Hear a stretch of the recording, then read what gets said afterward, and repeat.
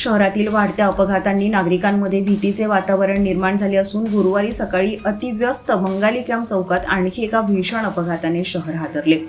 रोजंदारी मजुरीसाठी सायकलीने जात असलेल्या छत्तीसगडमधील एका महिलेला भरधाव मालवाहू ट्रकने जोरदार धडक देत चिरडले। या भीषण अपघातात महिलेचा जागीच मृत्यू झाला। घटनेनंतर परिसरात एकच खळबळ उडाली असून चौकात मोठी वाहतूक कोंडी निर्माण झाली होती।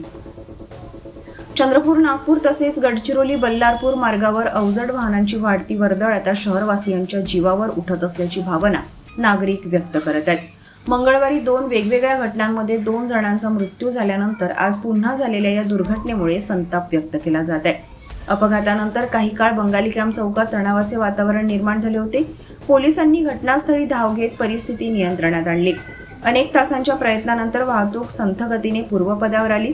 शहरातील प्रमुख चौकांमध्ये वाढणाऱ्या अपघातांच्या मालिकेमुळे नागरिकांनी प्रशासनाकडे कठोर उपाययोजनांची मागणी केली आहे।